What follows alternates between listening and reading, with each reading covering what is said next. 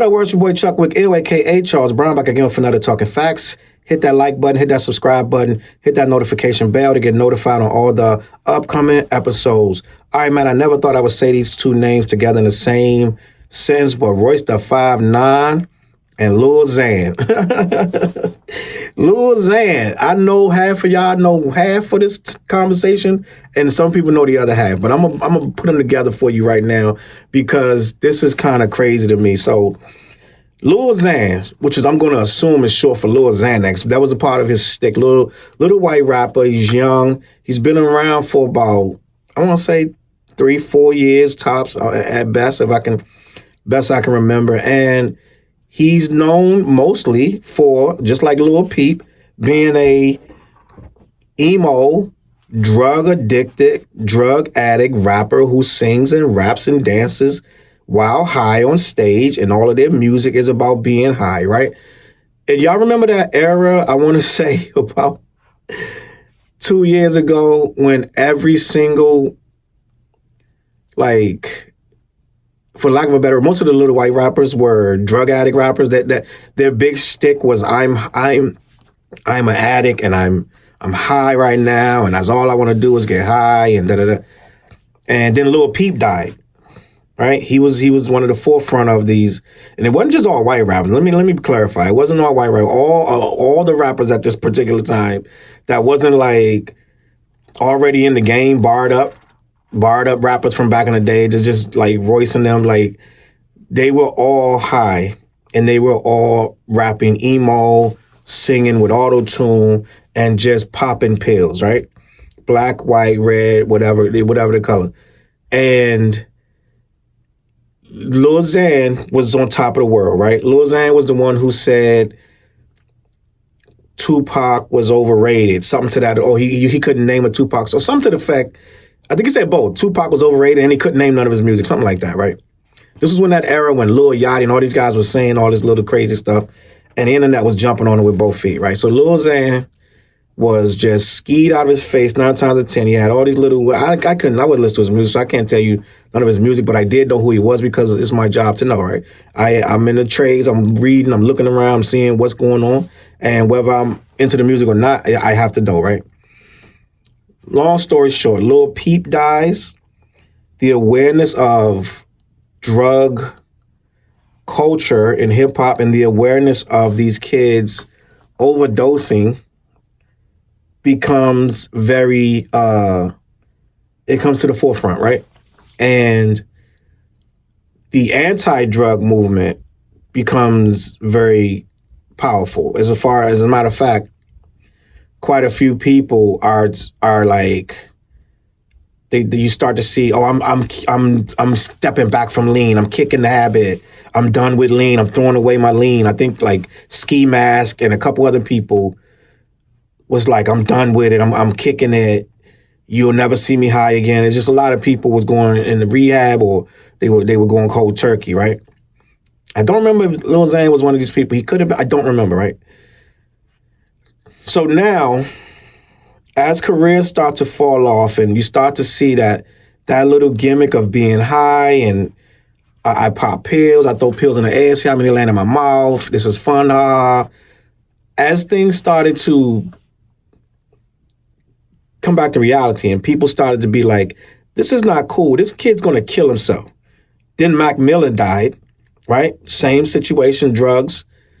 It became, we need to not encourage this. And as a matter of fact, we need to hold the enablers accountable, right?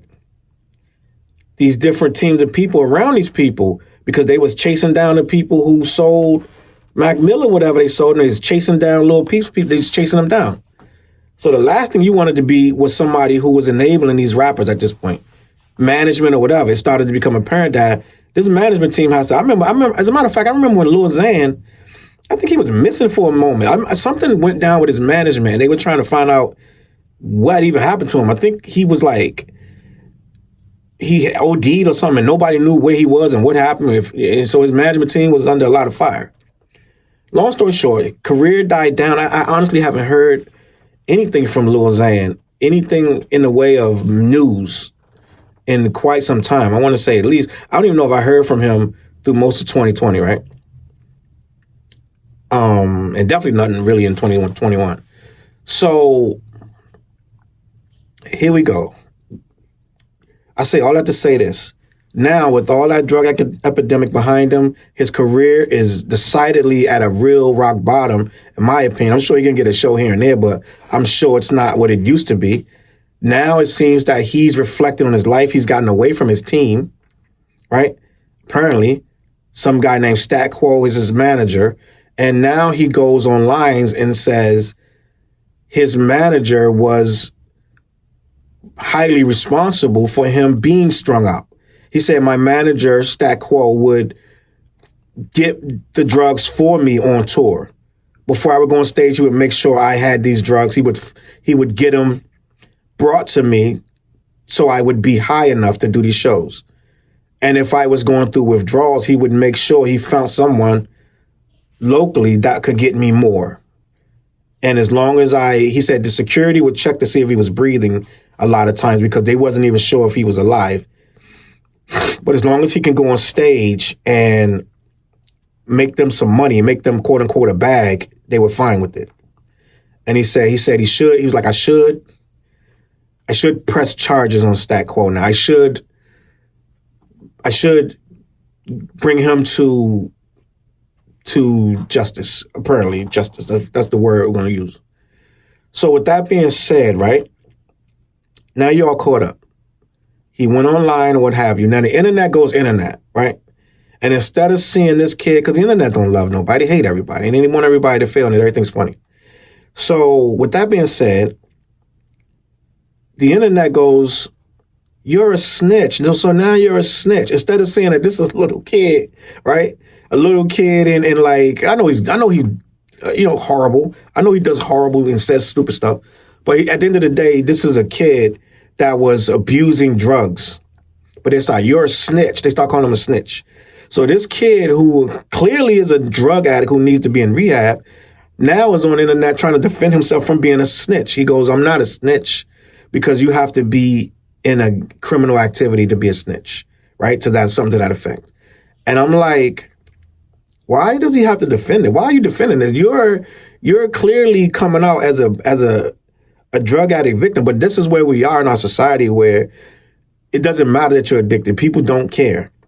They don't care, especially if you've thumbed your nose up at a lot of stuff, and especially if you pissed a lot of people off while you were getting rich and living your life and throwing these drugs in people's face saying you were doing this and that, you didn't care. So of course you're not going to get sympathy at this point. But at the end of the day, he's come clean and he said, I was abused by my management, because at that point that's abuse. If this guy's older than you and he's your manager, he's supposed to be looking out for you and he's giving you drugs. That is abuse. So then after all that is said, Royce comes out and says, Royce the 5'9", if you don't know what Royce the 5'9" is, I don't know what to tell you, but Royce the 5'9", Eminem's right-hand man, right? He comes out and says, calls him hip-hop's first male Karen, right? And that's funny. I'm going to give Royce that's funny, but I think Royce, and I know I'm going to sound like a sucker, Royce bullying him right now.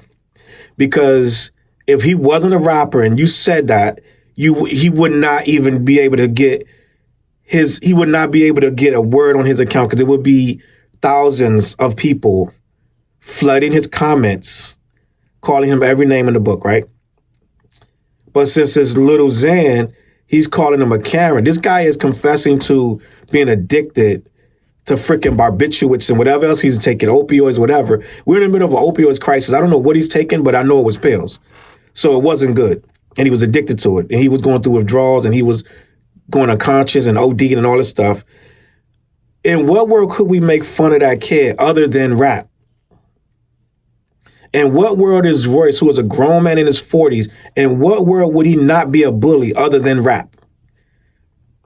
And for some reason in hip hop, we put these two men on the same stage and they're saying they're equal.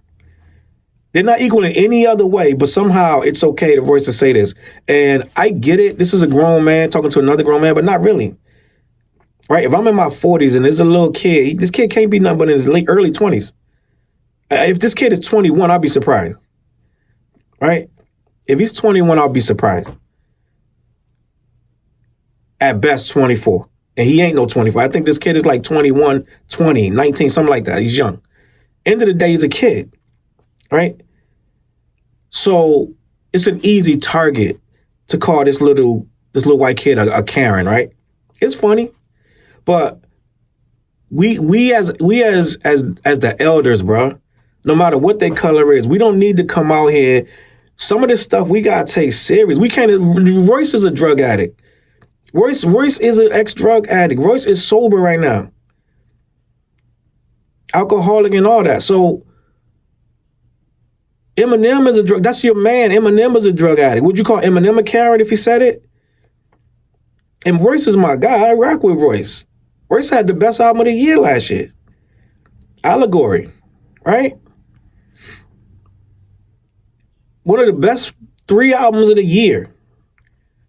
Some of the most amazing music I've ever heard. But this right here, Royce, this right here is bullying, bro. And I don't care. I could take anything. So it don't matter if it was me. I don't care what nobody say. But it's not me, right? It's not me. I don't care what people got to say and do. I can hold my own with anybody. But it's not about me. This is about this kid who's coming out telling you I'm a drug addict and my management fed it to me. In what other scenario would that be funny? I'm just going to wait for you to tell me what scenario is that funny. That's like someone having a tutor and the tutor is giving them drugs as a minor. So if we're going to call people out, we need to be that way on every situation, not some of them, all of them. And if it's a grown man going up against a kid, right? Saying he's a male Karen. First of all, the internet is mean, so it's going to be some people that find that hilarious. They're going to find that hysterical. That is going to be the most hilarious thing ever to a person who don't give a shit about nobody else, right? The thing is, I can look beyond that, and I can take the heat for any of these situations, and I don't need to just. I'm not going to pile on because I'm scared to say the opposite. I think a sucker would do that, right? A sucker that's scared to get the heat of somebody saying, "Oh, you, what are you defending this guy for?" I'm not defending him. I'm defending the simple fact of a grown 40-something-year-old man calling a kid that's saying I'm a drug addict, calling him a Karen for saying that, right? We don't. What's a Karen? If that's a Karen, I don't know what the hell. What are we talking about? I thought Karens were people who made unnecessary phone calls against black people out in public situations when they should be just minding their business. I thought that was a Karen. I didn't know the Karen could be the potential victim of a grown person abusing them. Because I'm assuming if he's your manager, he's older than you. I could be wrong, but I've never seen nobody with a manager younger than them. I've never seen a kid with a kid manager, right? So I'm going to assume that this kid has an older person as the manager. I'm going to assume Stat Quo is older than Lil Xan, which means he's supposed to know better. So how is Royce going to come in and say, you're a male Karen, right? Royce is my guy, but Royce thin skinned as anybody else. I'm sure he wouldn't want nobody, if he was coming clean about with his addictions and things like that, and somebody start coming out the woodwork making comments or whatever, right? I think Royce needs to reconsider what he's saying, right? I'm not going to do a whole lot of talking about this. This really, really right here, this was a bully move, Royce. This was a bully move. You're a dope rapper. I get it, all that. And I've done shows with Royce. I've done shows, not me rapping. I've promoted shows with Royce. I have pictures with Royce. So this is not no situation where I don't know who I'm talking about. And Royce is a good guy. He got a good heart, but this was wrong. All right? Let me know what you think, though. I'm not going to rock y'all, man. Let me know what you think. I know because it's Lil Xan. It's funny and who cares, right? But it's not really that fair. Royce, you bullying right now. Let me know what y'all think on the flip side in the comments. And yeah, CLBMG.com, man. Peace.